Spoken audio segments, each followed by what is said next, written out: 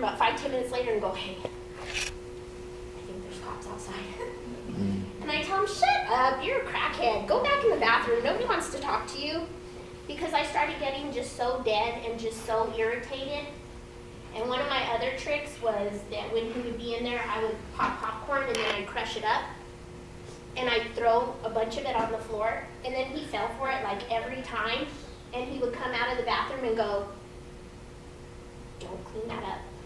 I'll clean it up. And I would get full enjoyment sitting there watching him go through the popcorn, trying to see if there was any crack cocaine in there. And I would mess with him. And it all came to a head one night where earlier in the day I was cleaning my house and we had a sawed-off shotgun at the top of the closet. And for some reason I had a really bad feeling about this shotgun this day. So I took the shells out and I went and I put them in my pocket because I was cleaning house. And the whole time I was thinking, where will I hide them? Where should I hide them? And so I'm carrying them with me and then shit, he shows up when he wasn't supposed to show up. And so what am I going to do with these shells? Because if he opens that gun and finds out that I took those shells out, oh, the beating that I'm about to take. And so I'm carrying them with me, waiting for the opportune moment to go put them back, and it never happens. And so I think to myself, I'm just going to go take a bath. I'm going to go take a shower, and then what I'll do is I'll leave them in my pocket because he won't check the laundry, that's for sure. And I'll throw them in the hamper, and then tomorrow morning, I'll go get them, and I'll put them back in the shotgun, and everything will go back to normal. And so, like I said, he was using crack cocaine. So when I went to lay down, he went searching through pockets for money and for drugs. And there he comes across the 2 shells. And so I get awoken in the middle of the night with that sawed-off shotgun cocked, loaded at the base of my head. And he tells me to get on all fours. And I'm sitting there and I tell Rhea, I don't know how long it lasts because it seemed like forever, but I'm sure it was seconds. And it was really strange because I swear that I could see the back of my head as he was speaking to me. And I could see that in his drug-induced behavior that his finger's twitching and it's stuck in the hole right by the trigger. And I'm thinking, he's going to kill me just because he's twitching. And I'm sitting there begging for my life. I'm telling him, please don't kill me, please don't kill me. The kids are going to hear the blast. They're going to come in here. They're going to find blood everywhere. Don't let that be the first image and the last image that they see. Please. And I sit there and I beg and I beg and I beg. And finally, he puts that thing down. And he drags me to the bedroom and just beats the hell out of me. And after he's done, he says, why don't you go ahead and get the kids up and I'll run and go get us breakfast, okay? Because that's the insanity that you're living in. The insanity that these types of events are taking place every day, that they get mixed into normal everyday life, and this is just the life that you're living. Now, eventually, when I started having the focal point grand mal seizures, I had decided that this was not what was going to take my life. That if I had made it this far, I had to make it out. I went in, I got rid of him, he went to prison. I actually put him in prison. And I got into one final, last relationship that was very short-lived, and I tell everybody that one is the most dangerous. That is the time frame, whether it's multiple relationships or within one relationship, that is the most dangerous time for victims and offenders. Because at that time, you ask yourself a few questions, and when you decide that you want to live and you don't want to live this way anymore, but you don't know how to get out, you are willing and ready to fight to the death. And every time that I got that blow, I threw a blow back. And this is the time that we see with victims when they actually try to make some stands, and either they're killed for it or they kill their offender. Because you do come to the place where it's do or die. This is the place that you already know you're willing to die, so you might as well die or kill for it. And you really come to a place where you make peace with it. The only thing that kept me from killing him was the fact that I was worried that the same parents that had raised me were now going to raise my children. And that's the only thing that kept me from killing them.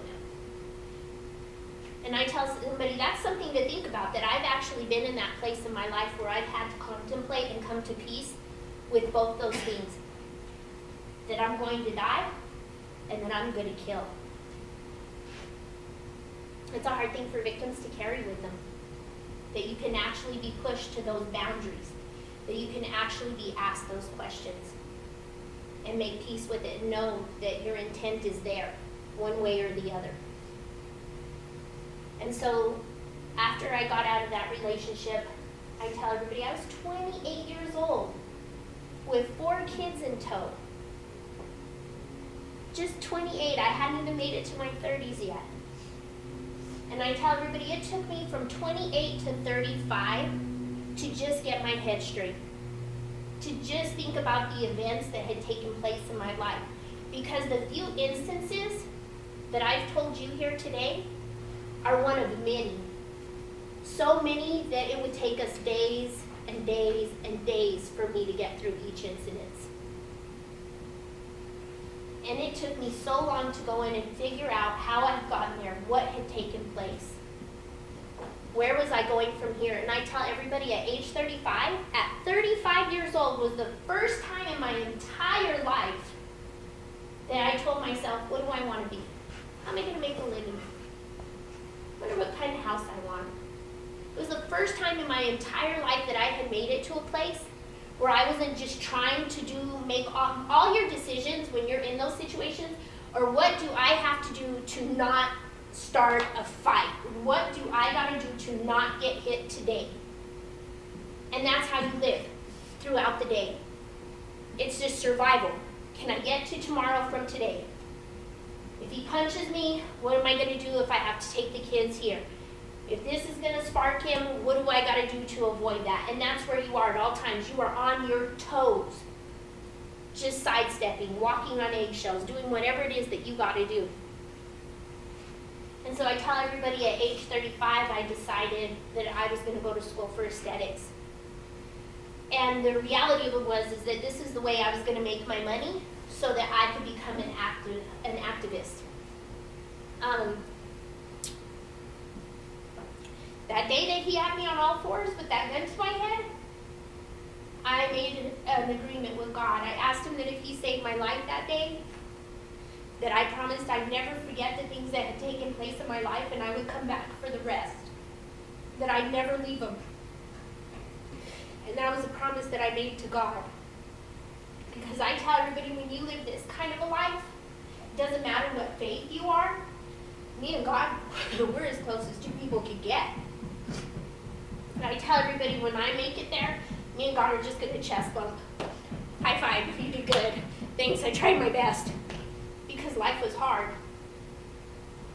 And so I tell everybody, that's why I do these speakings. That's why the events that are coming into fruition are taking place. Because I had to wait to a place where I could heal myself and get ready to go out and to educate and try to heal others. And so in doing this, I got a phone call about 2 years ago, because this was just going to be the way that I made my money. And I got a phone call from a family, and their daughter was in hiding.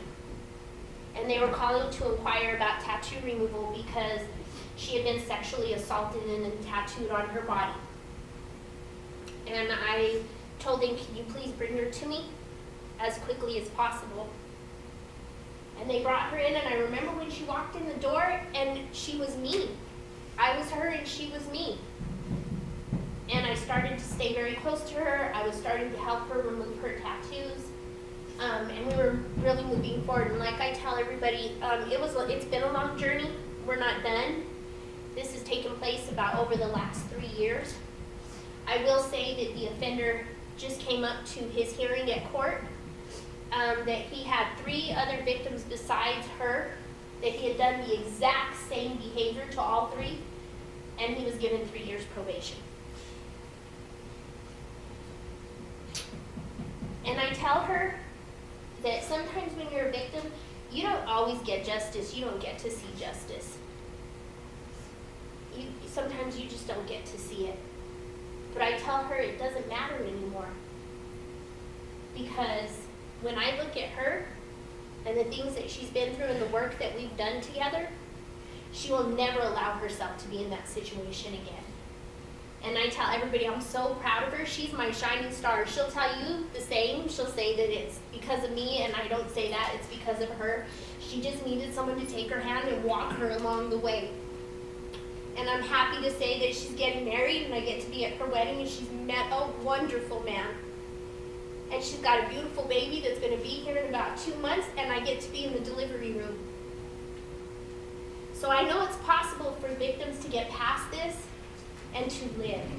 That's all you get to do, is just live. And hopefully a life without violence. And I tell everybody that you just have to learn. Like I tell everybody, we have to learn. We can't control. We can never control what's happening outside of ourselves. We never know when something's going to take place. But it's how you start to answer for yourselves and the reactions. We need to start training people, because we don't talk to young people, we don't talk to kids about what happens if violence happens in your home. What happens if you get hit? Because like I tell everybody, then I didn't know what to do. But today, I can't guarantee that I won't ever get hit again. No one can. But what I can guarantee is that I won't put up with it. And that it will stop, and that I will convict, that I will follow through with whatever it is I need to do to let this person know that this is not allowed. And we need to do that not only as individuals, but as a community. Because like I tell everybody, think about this. If you're in a restaurant, in a store, even a bar, and you don't behave yourself, what happens? You're escorted out. You're asked to leave because your behavior is unacceptable in this place. Then how is it that we can act this way in our homes and we're left there? The victim is asked to flee the homes and escape it, but the one with the bad behavior gets to stay. What are we telling people when we come up with these types of situations where we know that someone has multiple charges on them and we give them the most lenient sentence? Somehow, in a way, we are telling them that, in a way, this behavior is acceptable, and it's not. It's not acceptable in any situation. And we need to start recognizing that there are two things going on here, is the way that I see it, from everything that I've lived through, for everything that I've seen, and the way that I've been educated. We've got two situations. One is relationship. We don't know. No one has ever taught us how to treat each other in a relationship. No one has ever taught us how to have respect for each other, because we're oh so happy when we're in love and the honeymoon phase is happening, but we don't know how to treat each other and talk to each other when things aren't going good. And we need to start to teach each other that, so that things don't get out of control. So that one thing doesn't cause another, and one reaction leads to another, to this thing has built up so much that it's exploded. And that comes through education, that comes through open dialogue, and really an etiquette of how we expect to treat ourselves as well as others. And then we go to the other. And this is the one where we're not talking about boyfriend-girlfriend, husband-wife relationship. We are talking about true predators who seek out their victims. We are talking about true predators where some of the most horrific torture is going on in these homes. I get calls every day. I get emails from around the world now of women sharing their stories. And it's heartbreaking. It's heartbreaking that this is going on. And we need to put a stop to it. And in that situation, we need to educate people on what to look for in a predator when you're dealing with someone who's a true predator, a true stalker. And then we've got to go in and we've got to come up with an extraction process, because these people are prisoners. They are being controlled. And then we have to protect them, because we cannot ask victims to come out and not offer them any protection. Because once they've stood up and said what's going on, they will be hunted. And then we have to work on punishment and conviction. We have got to put a stop to this type of behavior, because it's appalling and it affects us in so many ways. Not only are we creating a cycle where it continues, But we're seeing it in our prison systems, in people who have addictions. We're seeing that this type of behavior just feeds into every one of these other avenues. And so if we can go back and fix what's in the home, then not only do we get to break the cycle, but we start to cut off the pathways that are leading to all these other behaviors. And so it's vital. It's absolutely vital that we step in and do these things. I tell everybody, and we've got to start looking at the long-term effects. You know, just speaking for myself, where do you want me to start with the long list of things that I'll deal with for the rest of my life? Panic attacks, anxiety, head injuries, seizures, loss of memory, stomach issues, the stress that my body has taken, fibromyalgia, what will it do to my heart? What kind of condition is my heart in for all the stress that I've been through? And these are things that we're going to have to deal with long term. It is affecting our healthcare system, our mental health care. Because you're not going to walk away with this and forget what's taken place, not when you've endured some of the things that victims have endured. And so we need to start asking these questions and engaging these types of things and saying that this behavior is not allowed. It is something that we as ourselves will not allow. And I tell everybody, when you know somebody like this, I watched, the other day I was watching TV, and it's crazy how things come to me, but it was like pop-up video from like the 90s, and it said in there that 80% of people will turn their backs when they see violence going on when it's a boyfriend-girlfriend, husband-wife relationship. That's when we should be the most involved. Because I tell everybody, we always hear that thing, oh, come on, they're family, just forgive them, they're blood. And somehow we think that it comes on us that we need to forgive. But the question should be that if they're my family and they're the ones who are supposed to care for me, why would they do this to me? I tell everybody, we need to change the way we ask questions. Because we all do this, everyone, including myself, at some point. That when we see a victim, we don't go to the perpetrator, to the offender, and say, what in your mind would make you think that this is okay to do? You know what we all do when it comes to domestic violence or to sexual assault? We go to the victim and we say, what did you do to ask for this? And we start to break them down. Well, why were you dressed that way? Well, what were you doing? Well, why were you hanging out with that guy? That's not the questions to be asking. The questions to be asking is, how could someone do this regardless of the situation that this person was in? This is the problem. This is the problem, and we need to start to fix it.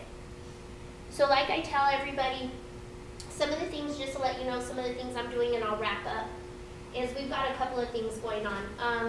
I've got about 2 more sittings. We're doing a recording, and so I will have a book out in about 6 months, and it's called As I Walked Along the Beaten Path. Because I tell everybody, as I walked along, I picked up stones that taught me lessons, and I carry them with me, so that hopefully I can share those with others and leave them a trail. I always pictured it kind of like Hansel and Gretel, that I just leave them crumbs, and hopefully if I left them, they'd find their way out, instead of taking the wrong path. Because I took many wrong paths. And the goal is just to get someone out faster and safer. That's the only goal I can reach for. And then after that, we're going to come out with a second book that's dedicated to nothing but sexual violence, because that takes on a life of its own. And I tell everybody, even though they're cross, because like I tell everybody, domestic violence is control. How do you control somebody? With sexual violence, physical violence, and mental violence, because that's what it is at the end of the day, is just a way to control somebody. And so we're going to come out with the second book. And then the third one, like I said, it's going to be a spiritual book. Because who I am today and the way that I see life and I see others is a way that I can't explain. There's those days where I'm driving down the road and the sun's coming down just right. And the wind's just blowing right through my hair, and I know that I got to live. I know I get to experience this little bit of wind running through my hair, because by the grace of God, I got to live. And I appreciate every moment that I've been given. Other than that, one of the things also that we're doing is we're in the program mode of it right now. It's take a little bit of tweaking. But we're designing a GPS program. It's going to be called Dawn's Promise. Everything that I do will be under Dawn's Promise because it's the promise that I made to God and it's the promise that I've made to victims.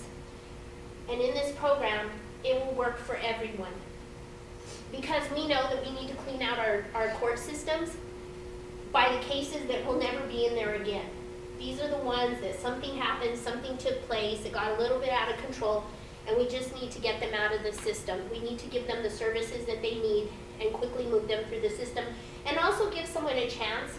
Like I tell everybody, if you're a first-time offender, we're trying to create a diversion program where you will agree to wear a bracelet, and I know everybody thinks the big ankle bracelets, but believe me I went to great lengths to design a bracelet that no one would ever be none the wiser is a GPS tracking system.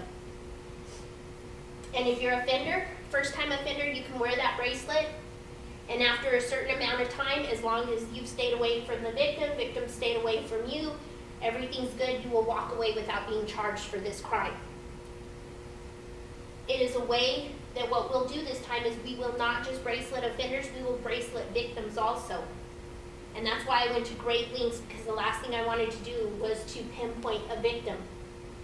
But what we'll do is we will have a call center.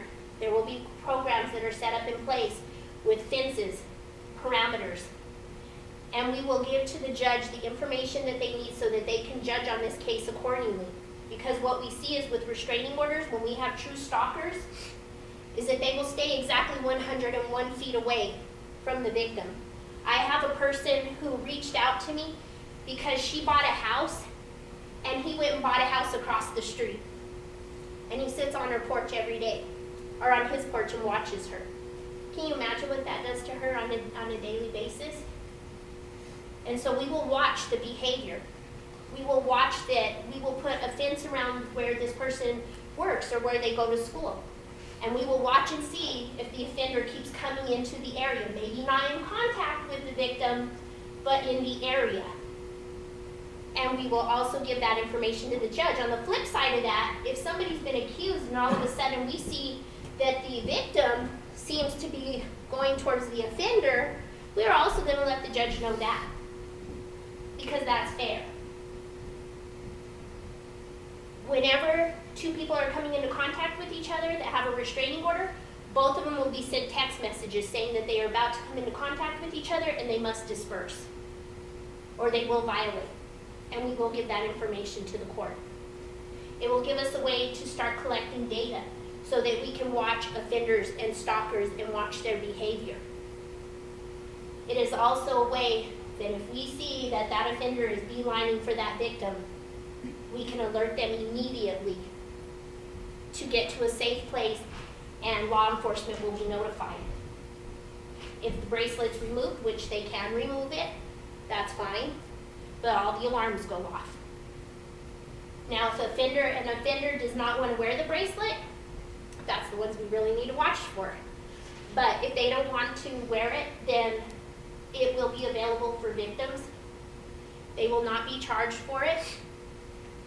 And what happens is they will be given a bracelet so that someone can watch them.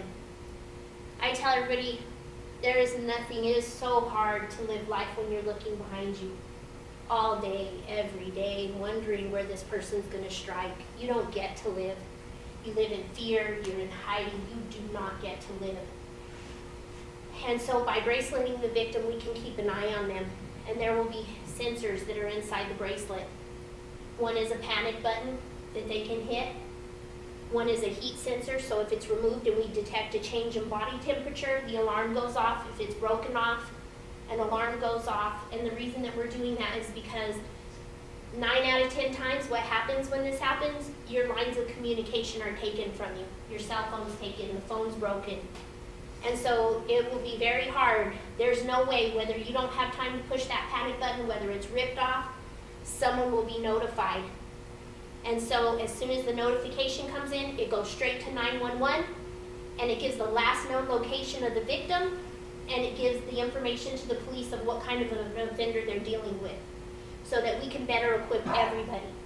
Because I tell everybody, I'm getting sick and tired of the police showing up and they're dead. If I give them even a second more to try to get themselves out of it, then that's all that matters to me. And so hopefully we will have this GPS system within the next year truly coming to life. Beyond that, I've decided that this year, within the next couple of years, instead of creating programs and really trying to get in there, I just need to go out and speak. It's about activism. It's about making people aware and educating them about these types of situations. And so I've really dedicated myself that that's what's going to take place, especially within the next year or two, is just the education and speaking. And to people, just getting them motivated. Just educating people, paying more attention to the news. I tell everybody, I'm going to close with a very brief description. A couple of weeks ago, about a month or so, here in Albuquerque, there was a news story that was on the news for just a few seconds. And it was about a woman whose husband came into her house, and they said he kicked her face in, that he kicked her face repeatedly, I believe is what the news said. And they spoke about how her jaw was broken. And that was pretty much it for the story. It was this second in time that we all saw. And we were like, oh, that's awful. And then it was on the news more than that, not because of what he did to her, but because of the fact that the police had to tase him because he was fighting with them. That took on a bigger news story than the injuries that she endured. But I know what happened to this woman. He went in and stomped on her face so many times that he left his footprint in her face. He crushed every bone in her face. She has been in a coma ever since. She has feeding tubes down her throat.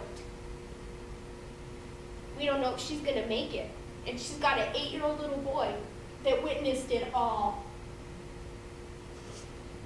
Those images will be with him for the rest of his life. So we need to pay attention, and we need to make those stories a priority. We need to go out there and say that this is unacceptable behavior. You have to imagine the anger and the force that it takes to crush someone's face. This is not a boyfriend-girlfriend relationship. This is not a spat. This is an attack. This is violence at its worst. And I'm going to close with this, okay? Because I want you all to know this when I've told you all these things about my life and about what's taking place. All the questions are, how did I get myself into this situation? Why would I allow these things to take place? What about all these other victims? And you know what? I'm going to answer that question for you right now. You know why all those things took place? For the most part, at the base of it all, because they wanted to be loved. Because they gave someone the benefit of the doubt. Because they just wanted to make things right, and they just wanted to be moms, and they just wanted to raise their children, and they just wanted to be loved. Because as we're growing up, isn't that all what we want? Isn't that all what we deserve? I think it is. I think it's worth fighting for.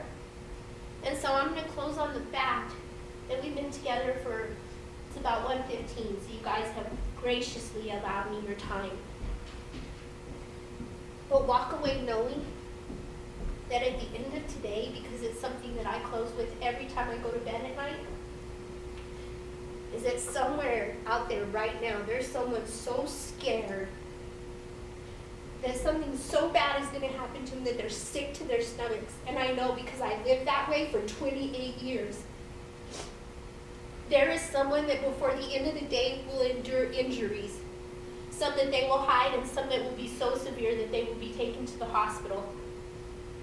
Somewhere by the end of today, someone will lose their life because they wanted to be loved. That's all. They just wanted to be loved. can that be okay? That's not okay. It's not acceptable, and it's not okay. So I appreciate your time. Thank you for listening. I truly, truly appreciate it. We'll wrap up really quick. Does